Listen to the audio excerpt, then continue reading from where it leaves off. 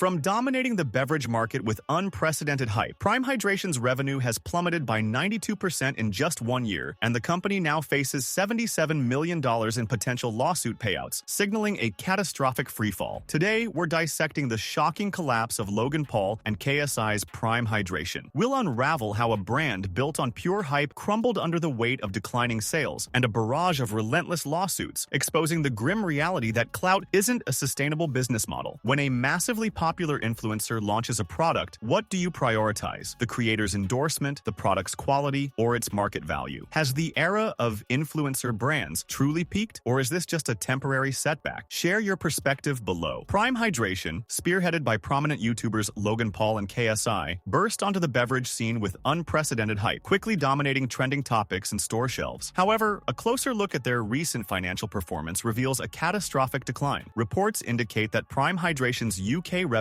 plunged by 70% from £112 million in 2023 to just £33 million in 2024. Even more starkly, their net profit was slashed by a staggering 91.6% in the UK market, dropping from £3.7 million to a mere £312,000, approximately $429,000 US.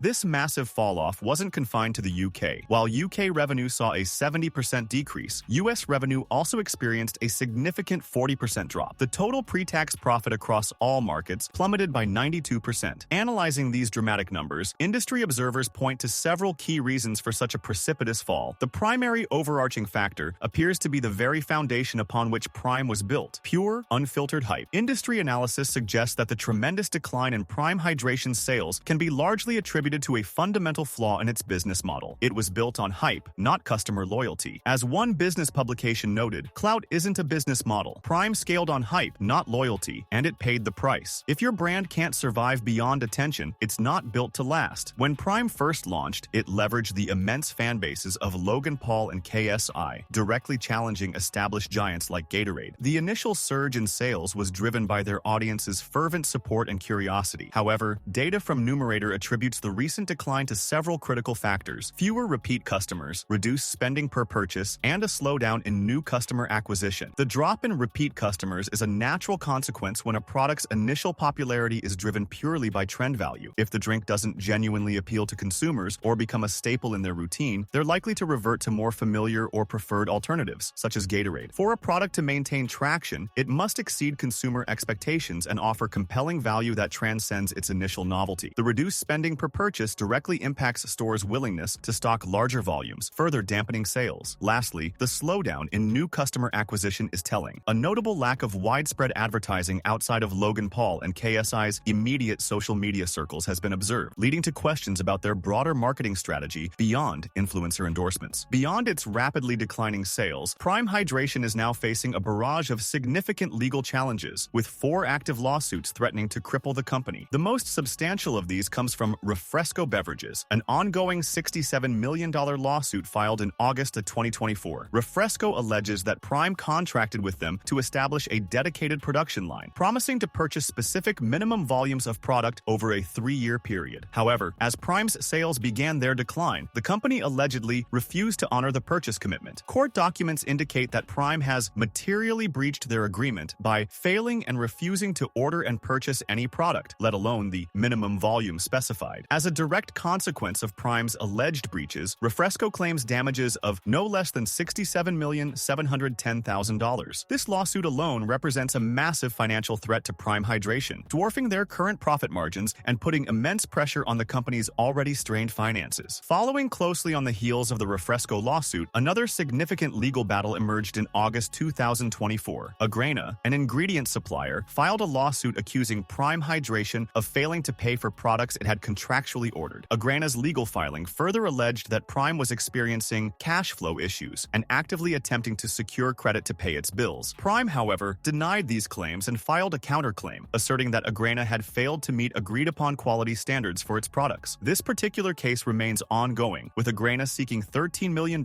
in damages. While Prime's counterclaim introduces an element of uncertainty regarding the final outcome, the sheer volume of claims against the company underscores a pattern of operational and financial instability. Adding to their legal woes is a separate multi-million-dollar class action lawsuit specifically targeting Grape Prime Energy. This pending litigation seeks to hold Prime Prime Hydration liable for millions of dollars in civil penalties for allegedly marketing energy drinks containing certain PFAS at levels exceeding what EPA permits in the public drinking water supply, based on independent testing commissioned by the plaintiffs. Prime Hydration has moved to dismiss this complaint, arguing that no cognizable injury was alleged, a decision that remains pending. The legal troubles for Prime Hydration extend to serious allegations concerning the caffeine content in its energy drinks, particularly those marketed to younger consumers.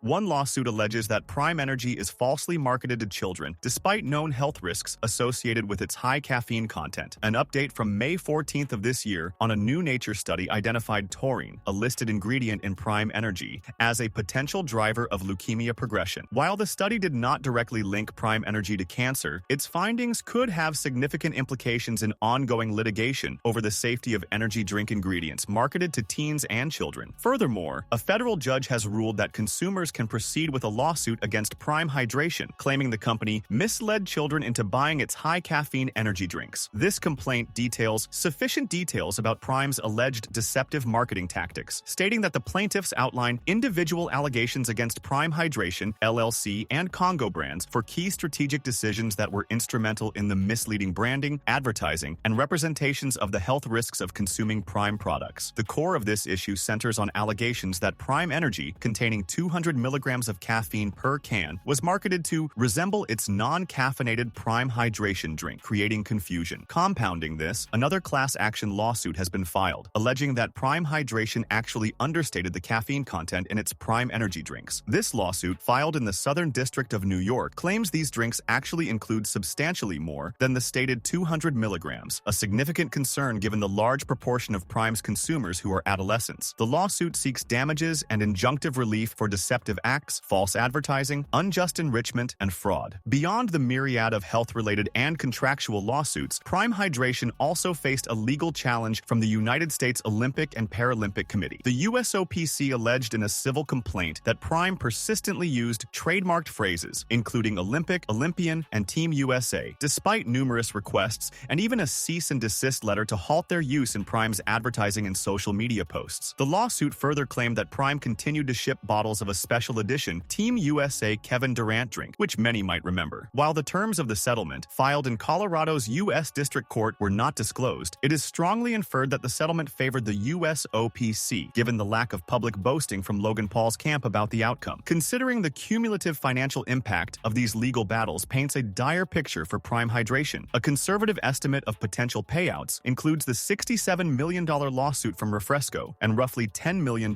from the combined PFAS and caffeine mislabeling lawsuits. This totals a staggering $77 million in potential damages. When juxtaposed with Prime Hydration's reported net profit of approximately $429,000 US from the UK market, the financial outlook is extremely grim. If this deep dive into Prime Hydration's unprecedented financial and legal struggles has you utterly fascinated, make sure to hit that like button and subscribe. We're dedicated to dissecting the biggest collapses and controversies in online ventures, ensuring you're always informed. Your support helps us continue exposing these compelling and sometimes cautionary narratives. Prime Hydration's precipitous decline and mounting legal challenges suggest a company in serious distress. The initial theory that Prime was built with the ultimate goal of being sold off to a larger beverage giant after achieving a ludicrous valuation now seems increasingly unlikely. Who would acquire a company burdened by so many pending lawsuits and a consistent pattern of legal entanglements? This ongoing inability to avoid controversy makes Prime a highly unappealing acquisition. Logan Paul, famously known for his past controversial ventures, now finds himself in a new and complex situation. This dramatic drop in revenue and the sheer volume of legal issues signal that for Prime Hydration, the future looks incredibly uncertain. Logan Paul, it appears, is truly past his prime.